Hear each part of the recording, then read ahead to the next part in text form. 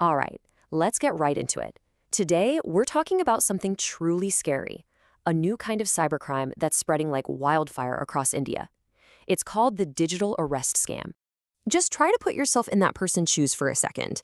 Imagine getting a call that ends with that. It's happening to thousands of people in India. We're talking senior citizens, even high-level professionals. This isn't just about losing money. It's basically psychological kidnapping. And the scale? It's just staggering. I mean, look at this number. We're talking about over 3,000 crore rupees. That's the amount the Supreme Court of India says victims have already lost. This isn't some small-time operation. It's a massive, coordinated criminal enterprise.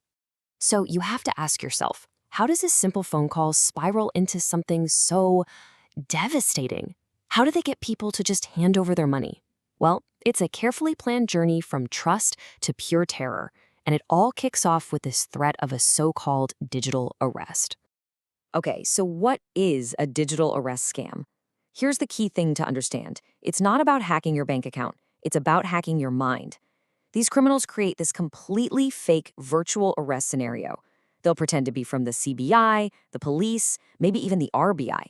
They're banking on your natural respect for authority, and let's be honest, your fear of getting into trouble with the law. And these attacks are anything but random.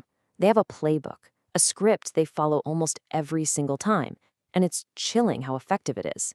It's all designed to break down your defenses one by one until you're manipulated into sending them your own money.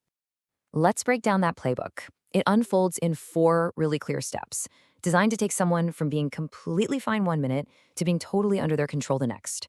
So step 1 is the initial contact. You get a call. The person on the other end sounds super official. They might say they're from the CBI, the RBI, or even a career company. And to make it even more convincing, they often use spoofed numbers, so it looks like a legitimate call. Then comes step 2, creating panic. This is where they drop the bombshell. They'll accuse you of something really serious, like money laundering or terrorism financing. And then they'll say, we need to get on a video call. That's when they show you fake ID cards, fake arrest warrants, the whole show. Now, this next step is absolutely critical for them. Step 3, isolation and control. They will insist, force you to stay on that video call, sometimes for hours, sometimes for days. And the number 1 rule, you can't talk to anyone, not your family, not your friends. Why? Because it cuts you off from reality. There's no one to tell you it's a scam. And finally, once they've got you isolated and terrified, comes the final step, the transfer. They pressure you, they coerce you into sending your money to a so-called secure government account. They'll say it's to verify your funds or prove your innocence. And that's the scary part. You're not hacked. You are psychologically manipulated into sending the money yourself. Okay, so that whole terrifying process, it all hinges on one single powerful threat. But here's the thing, it's built on a complete and utter lie. So now let's get to the most important part of this whole explainer, the one thing you absolutely need to know to protect yourself. So let's ask the question straight up. Is a digital arrest even a real thing? Can a police officer, a CBI agent, anyone legally arrest you over a video call? The answer? An absolute 100% legally backed no, period. There is no such thing as a digital arrest. And this is the fact you need to burn into your memory.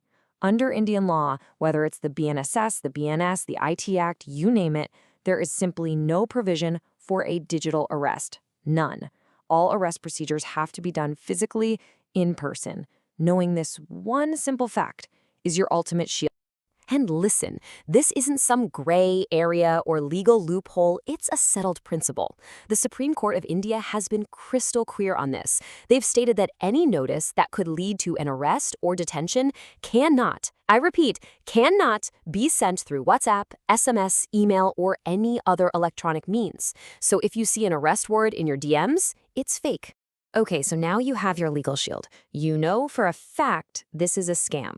But let's be real, in that moment, panic can take over. So what do? What are the exact steps you should take?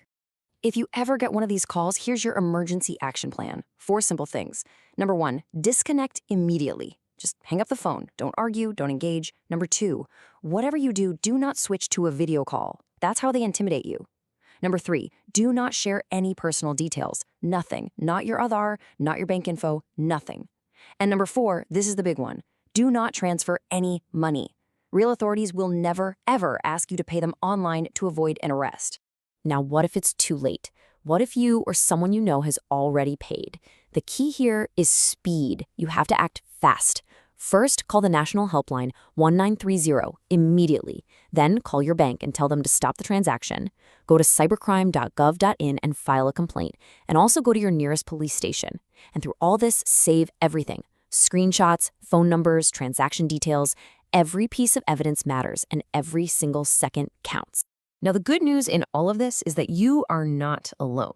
This has become a huge national issue, and thankfully, the authorities are really starting to fight back and take these criminal networks down. And it's a pretty big coordinated response. The Supreme Court has actually directed the CBI to investigate this nationwide. We've got the Indian Cybercrime Coordination Center, the I4C, that's been set up. There's the National Helpline 1930. Telecom companies are working on blocking these international spoofed calls. And importantly, there's a huge push for training police officers and running public awareness campaigns like Cyberdosed to get the word out. And look, all of those official measures are great. They're absolutely crucial. But what's our single most powerful weapon against a scam like this? The first line of defense isn't a government agency, and it isn't some new technology. It starts with you. It starts with all of us. Because in the end, it all boils down to one simple idea. Awareness is empowerment.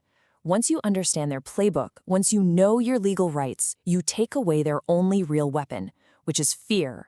You go from being a potential victim to an empowered citizen who can't be tricked. So please, share this information, because in this fight, awareness isn't just a good idea, it's everything.